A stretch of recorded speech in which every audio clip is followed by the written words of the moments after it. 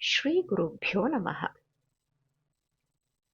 ಗೋಪಾಲದಾಸರು ಭಾಗಣ್ಣ ಆದೋನಿ ಮಂಗರಾಯನ ಗುಡಿಯಲ್ಲಿ ಉಳಿದಿರ್ತಾನೆ. ಸ್ನಾನಕ್ಕೆ ಅಂತ ಹೋಗಿ ಬರೋದ್ರೊಳಗಡೆ ಭಾಗಣ್ಣನ್ಗೆ ಗುಡಿಯ ಒಳಗೆ ಒಬ್ಬ ಗಂಡಸು ಅಂದ್ರೆ ಒಬ್ಬ ಪುರುಷ, ಅವನು ಒಳ್ಳೆ ಸುಶ್ರಾವ್ಯವಾಗಿ ಅಂದ್ರೆ ಒಳ್ಳೆಯ ಧ್ವನಿಯಿಂದ ಒಂದು ಉಗಾಭೋಗವನ್ನ ಹೇಳೋವಂಥದ್ದನ್ನ ಕೇಳಿಸ್ಕೊತಾನೆ. ಯಾವ್ದದು ಉಗಾಭೋಗ ಅಂದ್ರೆ, ತತ್ವಾಭಿಮಾನಿಗಳಿರ ಉತ್ತರ ಪಾಲಿಪುದು, ಎತ್ತಿ ಕರವ ಮುಗಿಯುವೆ ವಿನಯದಲ್ಲಿ, ಆತ್ಮದೊಳಗೆ ನಿಮ್ಮ ವ್ಯಾಪಾರ ಘನವಯ್ಯ, ಉತ್ತಮ ಶ್ಲೋಕ ಸಿರಿ ವಿಜಯ ವಿಠ್ಠಲನ ಸ್ತುತಿಸಿ ಆತನ ಚರಣ ನೋಳ್ಪಂತೆ ಮಾಡಿ. ತತ್ವಾಭಿಮಾನಿಗಳಿರ ಅಂದ್ರೆ ತತ್ವಾಭಿಮಾನಿ ದೇವತೆಗಳಿರ ಉತ್ತರ ಪಾಲಿಪುದು, ನನಗ್ ದಯವಿಟ್ಟು ಉತ್ತರ ಕೊಡಿ. ಎತ್ತಿ ಕರವ ಮುಗಿಯುವೆ ವಿನಯದಲ್ಲಿ, ವಿನಯದಲ್ಲಿ ಗರ್ವದಿಂದ ಅಲ್ಲ, ನೀನು ಉತ್ತರ ಕೊಡ್ಬೇಕು, ನಿಮ್ಮ ಅಪ್ಪನೂ ಉತ್ತರ ಕೊಡ್ಬೇಕು ಅನ್ನೋರ್ ತರ ನಾವು ಭಗವಂತನ ಹತ್ರ ಬಿಸ್ನೆಸ್ ಮಾಡೋ ಹಾಗಿಲ್ಲ. ದೇವತೆಗಳ ಹತ್ರ ನಾವು ಎಷ್ಟು ವಿನಯವಾಗಿರ್ತೀವೋ, ಎಷ್ಟು ಹಂಬಲ್ ಆಗಿರ್ತೀವೋ, ಅಷ್ಟು ಅವರು ಕೃಪೆ ಅನ್ನುವಂಥದ್ದು ನಮಗೆ ಸಿಕ್ಕತ್ತೆ. ಇಲ್ಲ ಹೇಳ್ತಾ ಇದ್ದಾರೆ, ಎತ್ತಿ ಕರವ ಮುಗಿವೆ, ಕೈ ಮುಗಿತೀನಪ್ಪ ನಿಮ್ಗೆ ವಿನಯದಲ್ಲಿ, ವಿತ್ ಹಂಬಲ್ನೆಸ್ ಕೈ ಮುಗಿತಾ ಇದ್ದೀನಿ. ಆತ್ಮದೊಳಗೆ ನಿಮ್ಮ ವ್ಯಾಪಾರ ಘನವಯ್ಯ ಅಂದ್ರೆ ನಮ್ಮ ದೇಹದಲ್ಲಿ ಇದ್ದುಕೊಂಡು ಎಲ್ಲವನ್ನ ನಿಯಂತ್ರಣ ಮಾಡ್ತಾ ಇರುವಂತವ್ರು ತತ್ವಾಭಿಮಾನಿ ದೇವತೆಗಳು ಮತ್ತೆ ಇಂದ್ರಿಯ ಅಭಿಮಾನಿ ದೇವತೆಗಳು. ನಾನು ಸುಮಾರು ಸರಿ ಹೇಳ್ತಾ ಇರ್ತೀನಿ, ಕಣ್ಣು ಸೂರ್ಯ ಚಂದ್ರರು, ಹಾಗೆ ಎಷ್ಟೊಂದು ಆಯಾ ದೇವತೆಗಳು, ಕೈಗೆ ಇಂದ್ರ, ಮನಸ್ಸಿಗೆ ರುದ್ರದೇವರು, ಬುದ್ಧಿಗೆ ಪಾರ್ವತಿ ದೇವಿಯರು, ಹೀಗೆ ಅನೇಕ ತತ್ವಾಭಿಮಾನಿ ದೇವತೆಗಳು, ಇಂದ್ರಿಯ ಅಭಿಮಾನಿ ದೇವತೆಗಳು ನಮ್ಮಲ್ಲಿದ್ದು ನಮ್ಮ ವ್ಯಾಪಾರವನ್ನ ಮಾಡ್ತಾ ಇದ್ದಾರೆ ನಮ್ಮ ಕರ್ಮಕ್ಕೆ ಅನುಸಾರವಾಗಿ. ಹಾಗೆ ಉತ್ತಮ ಶ್ಲೋಕ ಸಿರಿ ವಿಜಯ ವಿಠ್ಠಲನ ಸ್ತುತಿಸಿ, ಅವನ್ ಈಗ ಭಗವಂತ, ಯಾಕಂದ್ರೆ ಬಿಂಬರೂಪಿ ಭಗವಂತ ನನಗಿನ್ನ ಕಾಣಿಸ್ಕೊಂಡಿಲ್ಲ, ಅವನನ್ನ ಪಾದ ನೋಡ್ಬೇಕು ನಾನು. ಆ ರೀತಿ ಮಾಡಿ ನೀವು ನನ್ನ ಒಳಗಡೆ ಇದ್ದು ಇಂದ್ರಿಯಾಭಿಮಾನಿ ದೇವತೆಗಳಾಗಿದ್ದೀರಾ, ತತ್ವಾಭಿಮಾನಿ ದೇವತೆಗಳಾಗಿದ್ದೀರಾ, ಫೈನ್. ಆದ್ರೆ ಬಿಂಬರೂಪಿ ಭಗವಂತನ್ ಯಾವಾಗ ತೋರಿಸ್ಕೊಡ್ತೀರಾ ನನಗೆ ಅಂತ ಹೇಳೋದು ಇದು ವಿಜಯ ವಿಠ್ಠಲರ ಅಂದ್ರೆ ವಿಜಯದಾಸರ ಉಗಾಭೋಗ. ಇದನ್ನ ಹಾಡ್ತಾ ಇದ್ದಾರೆ ಅವರು. ಭಾಗಣ್ಣ ಈ ಉಗಾಭೋಗ ಕೇಳಿ ಅವಾಕ್ಕಾಗ್ಬಿಟ್ನಂತೆ, ಅಂದ್ರೆ ಮಾತೆ ಬಿದ್ದೋಯ್ತಂತೆ, ಮಾತಾಡಕ್ ಆಗ್ಲಿಲ್ಲ. ಯಾಕಂದ್ರೆ ಅವನು ಸುಮಾರು ದಿನದ ಹಿಂದೆ ಏನಾಗಿದ್ದ, ಜನ ಎಲ್ಲ ಹುಚ್ಚು ಅಂತ ಹೇಳಕ್ ಶುರು ಮಾಡಿದ್ರು ಅವನಿಗೆ. ಯಾಕೆ? ಅವನು ಕಲ್ಲನ್ನ ತಬ್ಕೋತಾ ಇದ್ದ, ಅವನ ಹತ್ರ ಕಣಿ ಕೇಳಕ್ ಬಂದಿರೋ ಜನಗಳ ಪಾದ ಹಿಡಿದ್ಬಿಟ್ಟು ಅಳ್ತಾ ಇದ್ದ, ಅವ್ರ ಕೈಯನ್ನೇ ತಲೆ ಮೇಲೆ ಇಟ್ಕೊಂಡು ಅಳ್ತಾ ಇದ್ದ, ಅವ್ರ ಕಿವಿ ಹತ್ರ ಹೋಗಿ ರಿಕ್ವೆಸ್ಟ್ ಮಾಡ್ತಾ ಇದ್ದ. ಆಮೇಲೆ ಊಟ ಮಾಡ್ಬೇಕಾದ್ರೆ ತುತ್ತನ್ನ ಆಕಾಶದಲ್ಲಿ ಎಲ್ಲೆಲ್ಲೋ ತೋರಿಸ್ಬಿಟ್ಟು ಎಲ್ಲೆಲ್ಲೋ ಇಟ್ಬಿಡ್ತಾ ಇದ್ದ ತುತ್ತನ್ನ. ಅಮ್ಮ ಕೇಳಿದಾಗ ಏನಂತಾನೆ, ತತ್ವಾಭಿಮಾನಿ ದೇವತೆಗಳು ಕಾಣಿಸ್ತಾ ಇದ್ದಾರೆ, ಇಂದ್ರಿಯಾಭಿಮಾನಿ ದೇವತೆಗಳು ಕಾಣಿಸ್ತಾ ಇದ್ದಾರೆ, ಆದ್ರೆ ಅವ್ರ ಒಳಗಡೆ ಇರೋ ಭಗವಂತ ಕಾಣಿಸ್ತಾ ಇಲ್ಲ ಅಂತ ಹೇಳ್ತಾ ಇದ್ನಲ್ವಾ ಅವನು. ಅದನ್ನ ಇಟ್ ಈಸ್ ರೆಪ್ರೆಸೆಂಟಿಂಗ್ ಈ ಉಗಾಭೋಗ. ಸೇಮ್ ಹೇಳ್ತಾ ಇದೆ. ಏನಂತ ಹೇಳ್ತಾ ಇದೆ? ತತ್ವಾಭಿಮಾನಿ ದೇವತೆಗಳ ಉತ್ತರ ಕೊಡಿ, ನೀವು ಕಾಣಿಸ್ತಾ ಇದ್ದೀರಾ ನನ್ಗೆ, ಆದ್ರೆ ಭಗವಂತನ ಪಾದ ನೋಡೋ ತರ ನನಗೆ ಮಾಡಿ ಅಂತ ಕೇಳ್ತಾ ಇದ್ದಾರಲ್ಲ. ಅದೇ ಅವನಿಗೆ ಆಗಿದ್ದು ಫೀಲಿಂಗು. ಆಗ ಅವನೇನ್ ಅನ್ಕೊಂಡ್ಬಿಟ್ಟಿದ್ದ, ಜನ ಎಲ್ಲ ಹುಚ್ಚರು ಅಂತ ಅನ್ಕೊಂತಾ ಇದ್ದಾಗ ಇವನ್ಗೆ ಅನ್ನಿಸ್ತಂತೆ, ತುಂಬಾ ಜನ ಹುಚ್ಚರು ಅಂತ ಹೇಳಿದಾಗ ನನಗೂ ಅನ್ನಿಸ್ಬಿಟ್ಟಿತ್ತು, ನನಗೆ ಹುಚ್ಚು ಬಂದ್ಬಿಟ್ಟಿದ್ಯೇನೋ ಅಂತ. ಆ ರೀತಿ. ಆದ್ರೆ ಈಗ ಈ ತತ್ವಾಭಿಮಾನಿ ದೇವತೆಗಳನ್ನ ಪ್ರಾರ್ಥನೆ ಮಾಡುವಂತ ಉಗಾಭೋಗ ಕೇಳಿದ ತಕ್ಷಣ, ಹೌದು ಹಾಗಾದ್ರೆ ನನಗೆ ಅವಾಗ ಆಗಿದ್ದು ಫೀಲಿಂಗ್ಸ್ ಏನಿದೆ, there is nothing wrong in it, correct ಆಗೇ ನಡೀತಿತ್ತು ಆ ಫೀಲಿಂಗು. ಅದೇ ಫೀಲಿಂಗ್ ಈ ಹಾಡನ್ನ ರಚನೆ ಮಾಡಿದವ್ರಿಗೂ ಆಗಿರ್ಬೇಕು ಅಲ್ವಾ? ವಿಜಯದಾಸರು ಇದನ್ನ ಬರ್ದಿದ್ದಾರೆ ಅಂದ್ರೆ ಅವ್ರಿಗೂ ಹಾಗಾದ್ರೆ ನಂತರನೇ ಆಗಿದೆ ಹಾಗಾದ್ರೆ ಅಂತ ಯೋಚನೆ ಮಾಡ್ತಾನಂತೆ. ಪ್ರಾರ್ಥನೆ ಮಾಡ್ತಾ ಇದ್ರಲ್ಲ, ಅವ್ರ ಮುಖ ಒಂದ್ಸರಿ ನೋಡ್ತಾನೆ. ಹಾಡ್ ಕೇಳ್ತಾ ಗುಡಿಗ್ ಹೋದ, ಆದ್ರೆ ಅವ್ರನ್ನ ನೋಡಿರ್ಲಿಲ್ವಂತೆ ಅವನು. ಹಾಡ್ ನಿಲ್ಸಿ ನಮಸ್ಕಾರ ಮಾಡ್ತಾ ಇದ್ರಲ್ಲ, ಆ ವ್ಯಕ್ತಿನ ಭಾಗಣ್ಣ ನೋಡ್ದಾಗ ತುಂಬಾ ಎತ್ತರವಾಗಿದ್ರಂತೆ, ದಷ್ಟಪುಷ್ಟವಾಗಿರೋ ಶರೀರ, ಮೈ ಮೇಲೆ ಬೆಲೆ ಬಾಳೋ ಒಳ್ಳೆ ಉತ್ತರೀಯ ಶಲ್ಯ ಹಾಕೊಂಡಿರ್ತಾರೆ, ಕೊರಳಲ್ಲಿ ನವರತ್ನ ಖಚಿತ ಮಾಲೆ, ಆಯ್ತಾ, ಒಳ್ಳೆ ಬೆಲೆ ಬಾಳೋ ಅಂತ ನವರತ್ನ ಖಚಿತವಾಗಿರುವಂತಹ ಸರ ಹಾಕೊಂಡಿರ್ತಾರೆ, ಕಿವಿಲಿ ಮಾಣಿಕ್ಯ ಇರುವಂತಹ ಓಲೆಗಳನ್ನ ಹಾಕೊಂಡಿರ್ತಾರೆ, ಕೈ ಬೆರಳುಗಳಿಗೆ ವಜ್ರದ ಉಂಗುರಗಳು. ಇದೆಲ್ಲ ಏನ್ ತೋರ್ಸುತ್ತೆ? ತುಂಬಾ ಶ್ರೀಮಂತ ಅನ್ನುವಂಥದ್ದನ್ನ ತೋರ್ಸುತ್ತೆ ಅಲ್ವಾ? ಆದ್ರೆ ಅವ್ರಿಗೆ ಹಣೆಯಲ್ಲಿ ಎರಡೂ ಕಡೆ, ಆ ಕಡೆ ಈ ಕಡೆ ಶಂಖಚಕ್ರಗಳು ಚಿಹ್ನೆ, ಆಮೇಲೆ ಇಲ್ಲಿ ಮಧ್ಯದಲ್ಲಿ ಲಲಾಟದಲ್ಲಿ ಊರ್ಧ್ವ ಪುಂಡ್ರ. ಇದೇನ್ ತೋರ್ಸುತ್ತೆ? ಒಂದ್ ಕಡೆ ಇಷ್ಟೆಲ್ಲ ಆಪುಲೆನ್ಸ್ ಅಂತದ್ ತೋರ್ಸುತ್ತೆ, ಅಂದ್ರೆ ಭಾರಿ ಶ್ರೀಮಂತರು ಇವರು ಅಂತ. ಕೈಗೆಲ್ಲ ವಜ್ರದ ಉಂಗುರಗಳು, ಕೊರಳಿಗೆ ನವರತ್ನ ಮಾಲೆ, ಇದನ್ನೆಲ್ಲ ಹಾಕೊಂಡಿದ್ದಾರೆ. ಆದ್ರೆ ಅವ್ರು ಊರ್ಧ್ವ ಪುಂಡ್ರ ಮತ್ತೆ ಶಂಖಚಕ್ರ ಚಿಹ್ನೆ ನೋಡಿ ಅವರು ಒಬ್ಬ ಪರಮ ವೈಷ್ಣವ ಅನ್ನೋದನ್ನು ಕೂಡ ತೋರಿಸ್ತಾ ಇದೆ. 2 in 1 ತುಂಬಾ ಕಷ್ಟ.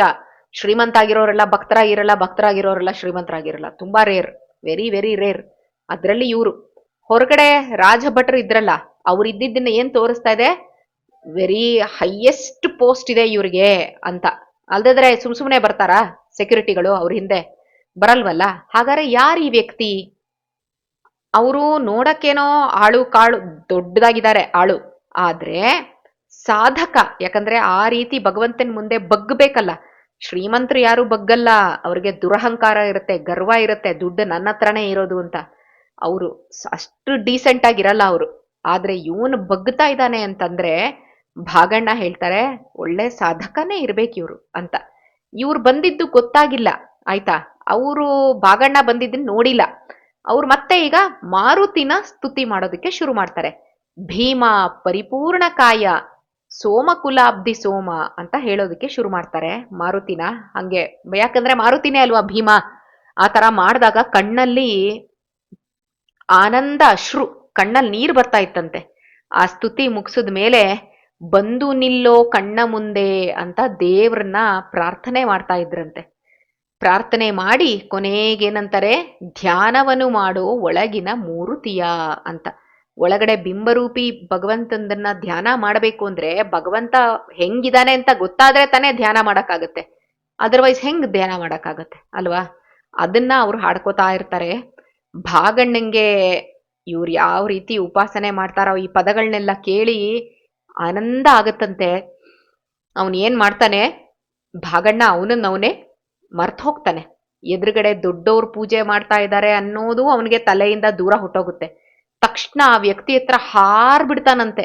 ಸಿಕ್ಬಿಟ್ರಿ ಸಿಕ್ಬಿಟ್ರಿ, ದಯವಿಟ್ಟು ನನ್ನನ್ನು ಉದ್ಧಾರ ಮಾಡಿ ಗುರುಗಳೇ, ಗುರುಗಳೇ ಉದ್ಧಾರ ಮಾಡಿ ಉದ್ಧಾರ ಮಾಡಿ ಅಂತ ಅವ್ರ ಕಾಲ್ ಹಿಡ್ಕೊಂಡ್ಬಿಡ್ತಾನಂತೆ. ಪಾಪ ಇವ್ರಿಗೆ ಎಷ್ಟು ಆಶ್ಚರ್ಯ ಆಗತ್ತೆ.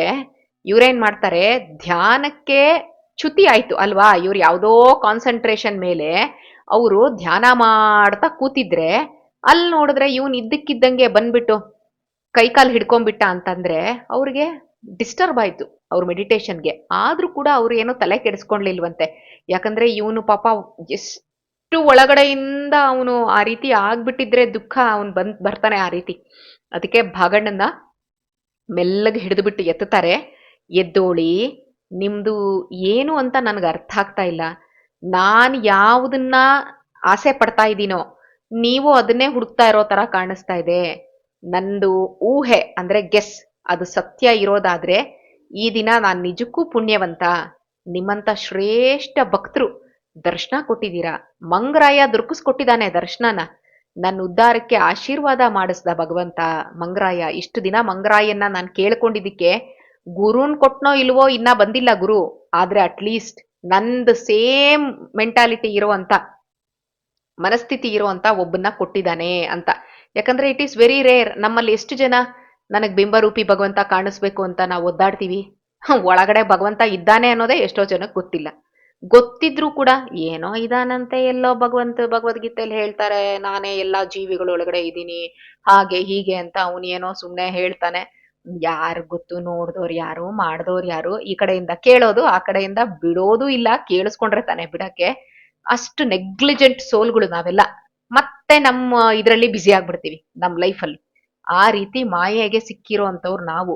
ಆದ್ರೆ ಇಲ್ಲ, ಬೈ ಹುಕ್ ಆರ್ ಕುಕ್ ಈ ಜನ್ಮದಲ್ಲಿ ನನಗೆ ಬಿಂಬರೂಪಿ ಭಗವಂತನ ದರ್ಶನ ಮಾಡಿಸುವಂತ ಗುರು ಸಿಗ್ಲೇಬೇಕು ಅಂತ ಹಗ್ಲು ರಾತ್ರಿ ಒದ್ದಾಡ್ತಾ ಇದ್ದಾರಲ್ಲ ಭಾಗಣ್ಣ ಮತ್ತೆ ಈ ವ್ಯಕ್ತಿ. ಆ ರೀತಿ ಯಾರು ಸಿಗ್ತಾರೆ?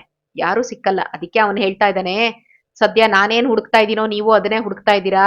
ಅಬ್ಬಾ, ನಾವಿಬ್ರು ಇವಾಗ ಒಂದೇ ಇದ್ರಲ್ಲಿ ಪ್ಯಾಸೆಂಜರ್ಗಳು, ನಾವಿಬ್ರು ಒಂದೇ ದಾರಿಯಲ್ಲಿ ನಡೀತಾ ಇದ್ದೀವಿ ಅಂತ ಹೇಳ್ತಾನೆ. ಭಾಗಣ್ಣ ಹೇಳ್ತಾನೆ, ಅಲ್ಲ ಉಪಾಸನೆ ಮಾಡೋ ರೀತಿನ ನೀವು ಇಷ್ಟು ಚೆನ್ನಾಗಿ ವಿವರಣೆ ಮಾಡಿದೀರಲ್ಲ, ನಿಮ್ಮಂತ ಜೀವಿಗಳಿಗಲ್ದಿರ ಬೇರೆಯವ್ರಿಗೆ ಈ ರೀತಿ ಪದ ರಚನೆ ಮಾಡಕ್ ಆಗೋದಿಲ್ಲ. ಅನುಭವ ಇದ್ದವ್ರು ಮಾತ್ರ ಇದನ್ನ ರಚನೆ ಮಾಡ್ತಾರೆ. ಎಷ್ಟ್ ಜನಕ್ಕೆ ತತ್ವಾಭಿಮಾನಿ ದೇವತೆಗಳು ಕಾಣಿಸ್ಕೋತಾ ಇದಾರೆ ನಮ್ಗೆ? ಇಂದ್ರಿಯಾಭಿಮಾನಿ ದೇವತೆಗಳು ಎಷ್ಟು ಜನ ಕಾಣಿಸ್ಕೋತಾ ಇದೀವಿ? ಇವಾಗ ನಾವು ಹೇಳ್ತೀವಲ್ಲ ತತ್ವಾಭಿಮಾನಿ ದೇವತೆಗಳೇ ಉತ್ತರ ಕೊಡಿ ಅಂತ ಕೇಳಬೇಕು ಅಂದ್ರೆ ಅವ್ರನ್ನ ನೋಡಿರ್ಬೇಕು. ಅವ್ರು ಕಾಣಿಸ್ಕೊಂಡ್ರೆ ತಾನೇ ಅವ್ರ ಹತ್ರ ಕೇಳೋದು, ಉತ್ತರ ಕೊಡು, ನಾನು ಪ್ರಶ್ನೆ ಹಾಕ್ತಿದ್ದೀನಿ ಅಂತ. ಅವ್ರು ಕಾಣಿಸ್ಕೊಂಡೇ ಇಲ್ಲ ಅಂದ್ರೆ ನಾನು ಪ್ರಶ್ನೆ ಹಾಕಕ್ಕಾಗತ್ತಾ? ಆದ್ರೆ ಇವ್ರು ಹಾಕಿದ್ದಾರೆ ಅಂದ್ರೆ ಅವ್ರಿಗೆ ಕಾಣಿಸ್ಕೊಂಡಿದ್ದಾರೆ ತತ್ವಾಭಿಮಾನಿ ದೇವತೆಗಳು, ಇಂದ್ರಿಯಾಭಿಮಾನಿ ದೇವತೆಗಳು ಅಲ್ವಾ? ಆ ರೀತಿ ಇದ್ದಾಗ ಒಳ್ಳೆ ಯಾರಿಗೆ ನಿಜವಾಗ್ಲೂ ಎಕ್ಸ್ಪೀರಿಯನ್ಸ್ ಇದೆ ಅವ್ರು ಮಾತ್ರ ಮಾಡ್ಬೋದು. ಅದಕ್ಕೆ ನೀವು ದೊಡ್ಡ ಸಾಧಕರು ಅಂತ ಹೇಳಿದಾಗ ಭಾಗಣ್ಣ ಹಂಗೆ ಹೇಳಿದಿಕ್ಕೆ ಅವನು ಏನ್ ಮಾಡ್ತಾನೆ, ಅವ್ರು ಹೇಳ್ತಾರಂತೆ, ಇಲ್ಲ ನೋಡಿ ಭಕ್ತ ಶ್ರೇಷ್ಠರೇ, ಆಗ ಅವರಿಬ್ಬರಿಗೆ ಯಾರು ಏನು ಅನ್ನೋದು ಇನ್ನ ಇಬ್ರಿಗೊಬ್ರಿಗೆ ಪರಿಚಯನೇ ಇಲ್ಲ. ಇವರು ಸಡನ್ ಆಗಿ ಮಾತಾಡಕ್ ಶುರು ಮಾಡ್ಬಿಟ್ರು, ಅವರು ಸಡನ್ ಆಗಿ ಕೇಳಿಸ್ಕೊಳಕ್ ಶುರು ಮಾಡ್ಬಿಟ್ರು ಅಲ್ವಾ? ಸೀನಣ್ಣ ಆಮೇಲೆ ಹೇಳ್ತಾನಂತೆ, ಭಕ್ತರೇ ಅಂದ್ರೆ ಆ ವ್ಯಕ್ತಿಗೆ ಹೇಳ್ತಾ ಇರೋದು, ನಿಮ್ ಮುಂದೆ ನಿಂತಿದ್ದಾನಲ್ಲ ಇವನು ನಮ್ಮ ಅಣ್ಣ ಭಾಗಣ್ಣ ಅಂತ. ನಾವು 3 ಜನ ಅಣ್ಣ ತಮ್ಮಂದ್ರು. ಪಕ್ಕದಲ್ಲೇ ಗದ್ವಾಲ್ ಸಂಸ್ಥಾನಕ್ ಬರತ್ತಲ್ಲ ಉತ್ತನೂರು, ಅಲ್ಲಿರೋರು ನಾವು. ಕಾಶಿ ಯಾತ್ರೆ ಮುಗಿಸ್ಕೊಂಡು ನಾವಿಲ್ಲಿಗೆ ಬಂದಿದೀವಿ. ನಿನ್ನೆ ರಾತ್ರಿ ಇಲ್ಲಿಗೆ ಬರ್ಬೇಕಾದ್ರೆ ತುಂಬಾ ಹೊತ್ತಾಗ್ಬಿಟ್ಟಿತ್ತು. ನಾವು ಎಲ್ಲಿ ಹೋದ್ರೂ ಕೂಡ ಈ ರೀತಿ ಹನುಮಂತನ ದೇವಸ್ಥಾನದಲ್ಲಿ ಉಳ್ಕೋತಾ ಇದ್ವಿ. ಇಲ್ಲಿರೋ ಪ್ರಾಣದೇವ್ರು ಶ್ರೀ ವ್ಯಾಸತೀರ್ಥರು ಪ್ರತಿಷ್ಠಾಪನೆ ಮಾಡಿದ್ದಾರೆ ಅಂತ ತಿಳ್ಕೊಂಡ್ವಿ. ರಾತ್ರಿ ತುಂಬಾ ಹೊತ್ತಾದ್ರೂ ಪರವಾಗಿಲ್ಲ ಅನ್ಕೊಂಡು ಇಲ್ಲೇ ಬಂದು ನಾವು ಮಲ್ಗಿದ್ವಿ. ಎಷ್ಟು ದೊಡ್ಡ ಯಾತ್ರೆ ಮಾಡಿ ಬಂದಿದ್ರು ಕೂಡ ನಮ್ಮಣ್ಣ ಇವಾಗ ಅವನಿಗೆ ಏನು ಅಂತ ಖುಷಿನೇ ಇಲ್ಲ. ಯಾಕಂದ್ರೆ ಬಿಂಬರೂಪಿ ದರ್ಶನ ಮಾಡಿಸಿ ಉದ್ಧಾರ ಮಾಡುವಂತ ಗುರುನ ತೋರ್ಸುವಂತ ನಿನ್ನೆ ರಾತ್ರಿ ಅಂತೂ ನಮ್ಮಣ್ಣ ತುಂಬಾ ಹೊತ್ತು ಪ್ರಾರ್ಥನೆ ಮಾಡಿದ್ದ ಹನುಮಂತಂಗೆ. ನಾವೆಲ್ಲ ಅದಕ್ಕೆ ಏನ್ ಮಾಡಿದ್ವಿ, ರಾತ್ರಿ ತುಂಬಾ ಹೊತ್ತಾದ್ಮೇಲೆ ಮಲಗಿದ್ರಿಂದ ಬೆಳಿಗ್ಗೆ ಎದ್ಬಿಟ್ಟು ಸ್ನಾನಕ್ಕೆ ಅಂತ ಹೋದ್ವಿ. ಬರೋದ್ರೊಳಗಡೆ ನೀವು ಗುಡಿಲಿದ್ರಿ, ಹಾಡ್ತಾ ಇದ್ರಿ. ನಿಮ್ ಒಂದೊಂದ್ ಹಾಡನ್ನ ಕೇಳ್ತಾ ಇದ್ದಂಗೆ ನಮ್ಮ ಅಣ್ಣ ಅವನ ಮುಖದಲ್ಲಿ ಬದಲಾವಣೆ ಆಯ್ತು. ಈಗಂತೂ ನಮ್ಮ ಅಣ್ಣನ್ನ ನೀವೇ ಉದ್ಧರಿಸ್ಬೇಕಾಗಿರುವಂತ ಗುರು ಅನ್ಕೋತೀನಿ ಅಂತ ಅನ್ನಿಸ್ತಾ ಇದೆ ಅಂತ ಹೇಳಿದಾಗ ಆಗ ಆ ವ್ಯಕ್ತಿ ಹೇಳ್ತಾನಂತೆ, ನಾನು ಈ ರಾಜ್ಯದ ದಿವಾನ ಅಂದ್ರೆ it is like prime minister ತರ ಆಯ್ತಾ. ಆಗಿನ ಕಾಲದಲ್ಲಿ ತಿಮ್ಮಣ್ಣಯ್ಯ ಅಂತ ಹೆಸರು, ದಿವಾನ್ ತಿಮ್ಮಣ್ಣಯ್ಯ ಆಯ್ತಾ. ತಿಮ್ಮಣ್ಣಯ್ಯ ಅಂತ ನನ್ನ ಹೆಸರು. ಗುರು ರಾಘವೇಂದ್ರರು ಸಶರೀರವಾಗಿರ್ತಾರಲ್ಲ, ಮಂತ್ರಾಲಯದಲ್ಲಿ ಇದ್ರಲ್ಲ ರಾಘವೇಂದ್ರರು, ಆಗ ದಿವಾನ್ ವೆಂಕಣ್ಣ ಅನ್ನೋಂಥವ್ನಿದ್ದ ದಿವಾನ್ ಆಗಿ ಆಯ್ತಾ. ಅದನ್ನ ಇವ್ರು ಮಾಡಿಸೋದು ರಾಯರೇನೆ. ಅವನು ವೆಂಕಣ್ಣ ಏನ್ ಮಾಡ್ತಾ ಇರ್ತಾನೆ ಗೊತ್ತಾ, ದನ ಕಾಯ್ತಾ ಇರ್ತಾನೆ ಪಾಪ. ಬ್ರಾಹ್ಮಣ ಆದ್ರೂ ಅವನಿಗೆ ವಿದ್ಯೆನೇ ಇರಲ್ಲ, ಅವನು ಓದಿರಲ್ಲ, ಓದು ಬರಹ ಇರಲ್ಲ ಅವನಿಗೆ, ಇಲ್ಲಿಟ್ರೇಟ್. ಅವನೇನ್ ಮಾಡ್ತಾ ಇರ್ತಾನೆ, ದನ ಕಾಯ್ತಾ ಇರ್ತಾನೆ. ಆಗ ಅಲ್ಲಿಗೆ ಆ ನವಾಬ ಬರ್ತಾನಂತೆ, ಆ ರಾಜ್ಯದ ರಾಜ. ಅವನ್ ಬಂದ್ಬಿಟ್ಟು ಅವನಿಗೆ ಯಾರೋ ಒಂದು ಟೆಲಿಗ್ರಾಮ್ ಅಂತಾರಲ್ಲ ಆಗಿನ ಕಾಲದಲ್ಲಿ, ಆ ತರ ಒಂದ್ ಲೆಟರ್ ಕಳ್ಸಿರ್ತಾರೆ. ಆ ನವಾಬ ರಾಜ ಆಗಿದ್ದಾನೆ, ಅವನಿಗೆ ಓದಕ್ಕೆ ಬರಲ್ಲ, ಅವನೊಬ್ಬ ರಾಜ ಆಯ್ತಾ. ಇಲ್ಲಿ ಕಾಣಿಸ್ತಾನೆ ಈ ಹುಡುಗ, ಜನವಾರ ಹಾಕೊಂಡಿರೋದ್ ಕಾಣುತ್ತೆ. ಅವಾಗೆಲ್ಲ ಏನು ಬ್ರಾಹ್ಮಣರು ಹುಡುಗರು ಅಂದ್ರೆ ಅವರು ಹೋಗಿರ್ತಾರೆ ಈ ತರ ಗುರುಕುಲಕ್ಕೆಲ್ಲ ಅಂತ ಹೇಳ್ಬಿಟ್ಟು ತಕ್ಷಣ ಕರೆಸ್ತಾನಂತೆ, ಈ ಲೆಟರ್ ಓದು ಅಂತ ಹೇಳ್ತಾನೆ. ಪಾಪ ವೆಂಕಣ್ಣಂಗ್ ಲೆಟರ್ ಎಲ್ಲಿ ಓದಕ್ ಬರಬೇಕು, ಅವನಿಗೆ ಬರಲ್ವಲ್ಲ, ವಿದ್ಯೆ ಬರಲ್ವಲ್ಲ. ಅವನು ಹೇಳ್ತಾನಂತೆ, ನಂಗೆ ಓದಕ್ಕೆ ಬರಕ್ಕೆ ಬರೆಯಲ್ಲ ಅಂತ. ಏನೋ ಬ್ರಾಹ್ಮಣ ಆಗಿದ್ದು ಇಷ್ಟೊಂದು ಸುಳ್ಳು ಹೇಳ್ತಾ ಇದ್ಯಾ ನೀನು, ಓದಕ್ ಬರಕ್ ಬರಲ್ಲ ಅಂತ ಹೇಳ್ತಾ ಇದ್ಯಾ, ನೀನೀಗ ಓದ್ಲಿಲ್ಲ ಅಂದ್ರೆ ನಿನ್ ತಲೆ ಕತ್ತರಿಸ್ಬಿಡ್ತೀನಿ ಅಂತ ಹೇಳ್ತಾರಂತೆ. ಇವನಿಗೆ ಏನು ಮಾಡೋದು ಅಂತ ಗೊತ್ತಾಗಲ್ವಂತೆ. ಅದಕ್ಕೂ ಸ್ವಲ್ಪ ದಿನದ ಮುಂಚೆ ಅವನು ರಾಯರನ್ನ ಮೀಟ್ ಮಾಡಿರ್ತಾನೆ. ರಾಯರ್ ಹೇಳಿರ್ತಾರಂತೆ, ನೀನ್ ಯಾವ ತೊಂದರೆ ಆದ್ರೂ ನನ್ನ ಜ್ಞಾಪಕ ಮಾಡ್ಕೋ ಸಾಕು ಅಂತ. ಇವನ್ ತಕ್ಷಣ ರಾಯರನ್ನ ಜ್ಞಾಪಕ ಮಾಡ್ಕೋತಾನಂತೆ. ನೋಡಿದ್ರೆ ಲೆಟರ್ ಎಲ್ಲ ಪಟ ಪಟ ಪಟ ಅಂತ ಓದ್ಬಿಡ್ತಾನಂತೆ. ಓದಕ್ಕೆ ಬರ್ದೇ ಇರೋನು ಓದ್ಬಿಡ್ತಾನೆ. ಅದ್ರಲ್ಲಿ ಏನಾಗಿರುತ್ತೆ, ಆ ನವಾಬನ್ ವೈಫ್ ಬೇರೆ ಎಲ್ಲೋ ಇರ್ತಾಳೆ ತವ್ರ ಮನೇಲಿ, ಅವಳಿಗೆ ಗಂಡು ಮಗು ಆಗಿರುತ್ತಂತೆ.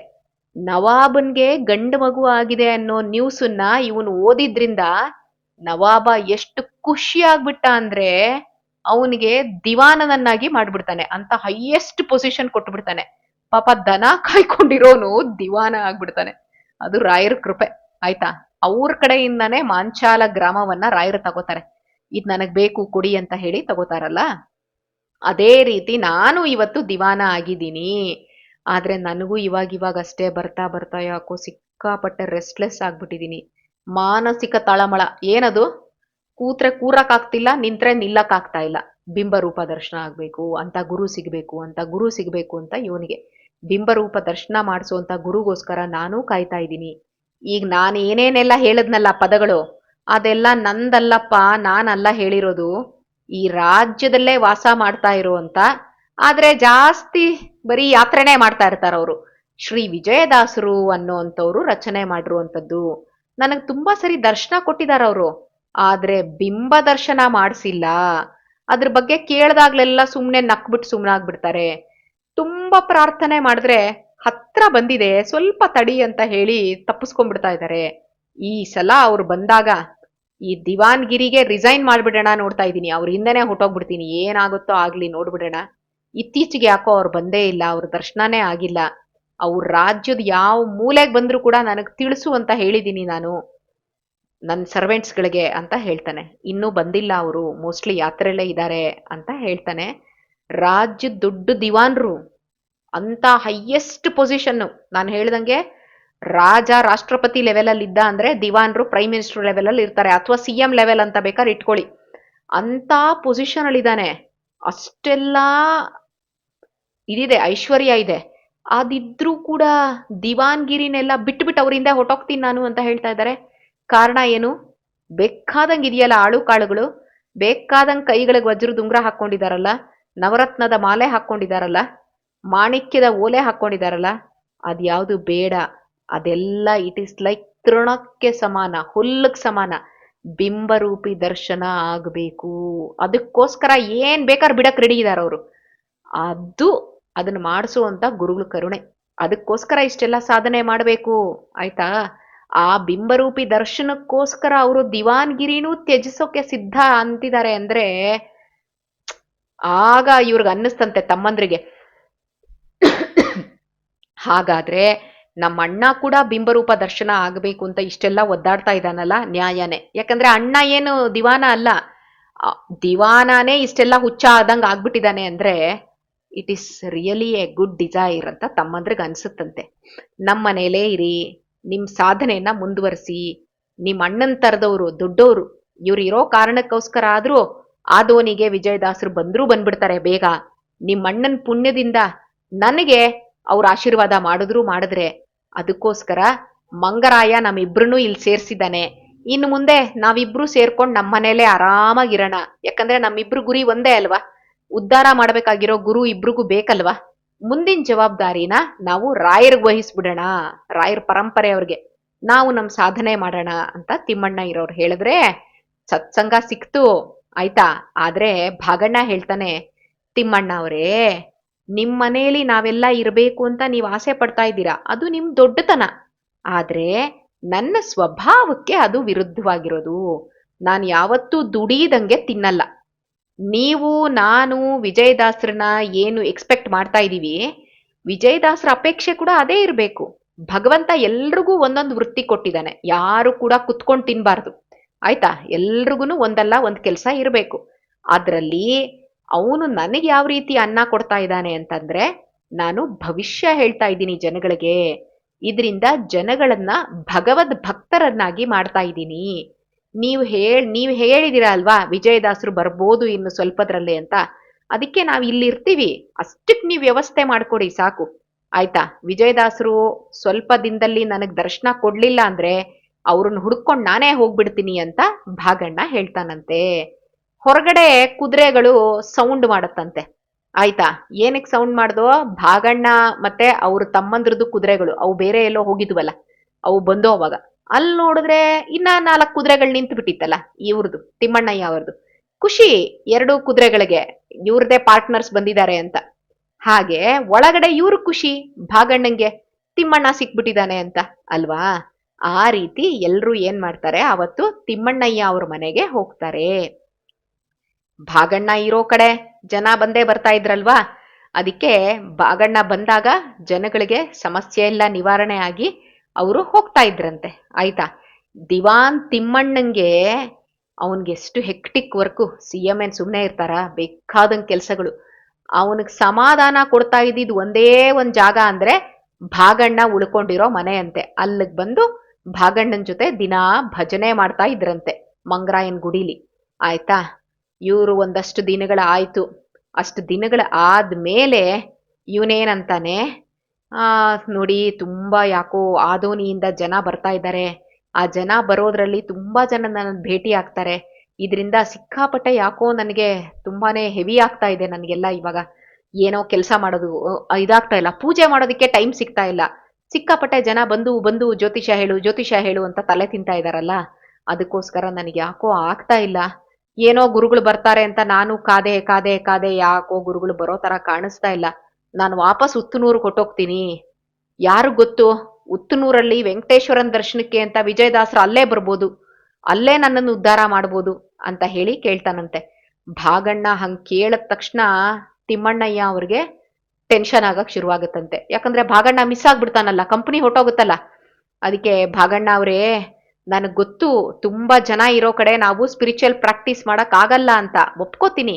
ಹಾಗಿದ್ರೂನು ಭಗವಂತ ನಮ್ಮಿಬ್ರು ಸ್ವಭಾವಕ್ಕೆ ವಿರುದ್ಧವಾಗಿ, ಯಾಕಂದ್ರೆ ಇವ್ರಿಗೆ ಸ್ಪಿರಿಚುಯಾಲಿಟಿಲಿ ಮುಂದುವರಿಯೋದು ಅಂತ ಆಸೆ, ಆದ್ರೆ ಭಾಗಣ್ಣಂಗೆ ಜನ ಬಿಡಲ್ಲ, ಜ್ಯೋತಿಷ ಕೊಟ್ಟುಬಿಟ್ಟಿದ್ದಾರೆ. ತಿಮ್ಮಣ್ಣಯ್ಯಂಗೆ ದಿವಾನ್ಗಿರಿ ಕೊಟ್ಟುಬಿಟ್ಟಿದ್ದಾರೆ. ನಮ್ಮಿಬ್ರು ಸ್ವಭಾವಕ್ಕೆ ವಿರುದ್ಧವಾಗಿ ಭಗವಂತ ನಮಗ್ ಕೆಲಸ ಕೊಟ್ಟುಬಿಟ್ಟಿದ್ದಾನೆ. ಜನರಿಂದ ದೂರ ಹೋಗ್ಬೇಕು ಅಂತ ನಾವ್ ಎಷ್ಟು ಆಸೆ ಪಡ್ತಾ ಇದ್ದೀವಿ, ಆದ್ರೆ ಮತ್ತೆ ಮತ್ತೆ ಜನ ಬಂದು ಬಂದು ನಮ್ಮ ಹತ್ರ ಬರ್ತಾ ಇದ್ದಾರೆ.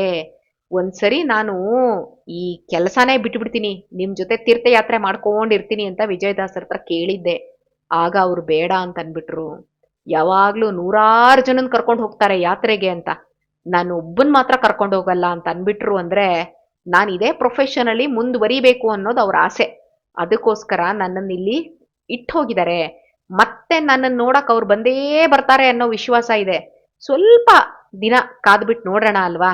ನಿಮ್ ಪುಣ್ಯದಿಂದ ಅವ್ರು ಬಂದಾದ್ರೂ ಬರ್ತಾರೆ, ನನ್ನನ್ನು ನಿಜವಾಗ್ಲೂ ಒಬ್ನನ್ನೇ ಬಿಟ್ಟು ಹೋಗ್ಬೇಡಿ ಅಂತ ಅಳಕ್ ಶುರು ಮಾಡ್ಬಿಡ್ತಾನಂತೆ ತಿಮ್ಮಣ್ಣಯ್ಯ.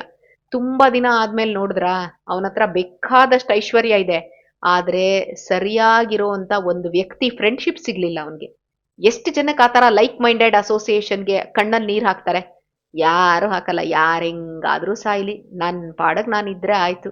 ನಾನಾಯ್ತು, ನನ್ ಮೊಬೈಲ್ ಆಯ್ತು, ನನ್ ಟಿವಿ ಆಯ್ತು, ಮತ್ತೊಂದಾಯ್ತು, ಇನ್ನೊಂದಾಯ್ತು. ಯಾರ ಬಗ್ಗೆನೂ ಕೇರ್ ಮಾಡಲ್ಲ.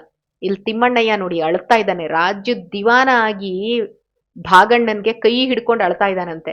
ದಯವಿಟ್ಟು ನನ್ನನ್ನು ಒಬ್ಬನನ್ನೇ ಬಿಟ್ಟು ಹೋಗ್ಬಿಡ್ಬೇಡಿ ಅಂತ ಹೇಳಿದ್ಮೇಲೆ ಭಾಗಣ್ಣ ಆಯ್ತು, ಯಾಕೋ ತಿಮ್ಮಣ್ಣಯ್ಯ ಸಿಕ್ಕಾಪಟ್ಟೆ ಗಲಾಟೆ ಮಾಡ್ತಾ ಇದ್ದಾನೆ, ಸ್ವಲ್ಪ ದಿನ ಬಿಟ್ಟು ಬಿಟ್ಟು ಹೋಗೋಣ ಅಂತ ಹೇಳಿ ಸುಮ್ಮನಾಗ್ತಾನೆ. ಇದಾಗಿ ಒಂದಷ್ಟು ದಿನ ಆಗೋಯ್ತು.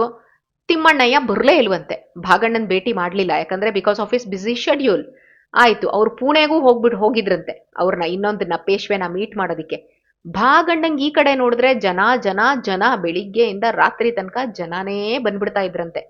ಜನ ಬರೋದು, ಕಣಿ ಕೇಳೋದು, ಹಣ ಕೊಟ್ಟು ಕೊಟ್ಟು ಹೋಗ್ತಾ ಇದ್ರಂತೆ. ಇಷ್ಟೆಲ್ಲ ಆಯ್ತು. ಒಂದು ಸರಿ ಏನಾಯ್ತು, ಕ್ಷಯನಾಮ ಸಂವತ್ಸರ. ಕ್ಷಯನಾಮ ಸಂವತ್ಸರ ಅಂತ ಸಂವತ್ಸರ ಆಯ್ತಾ, ಅದರಲ್ಲಿ ಆ ಸಂವತ್ಸರದಲ್ಲಿ ಒಂದಿನ ಏನಾಯ್ತು ಅಂತಂದ್ರೆ ಅದನ್ನ ನಾಳಿನ ಸಂಚಿಕೆಯಲ್ಲಿ ನೋಡ್ಕೊಳ್ಳೋಣ ಅಂತ ಹೇಳ್ತಾ ಮಧ್ವಾಂತರ್ಗತ ಶ್ರೀಕೃಷ್ಣ ಅರ್ಪಣ ಮಸ್ತು.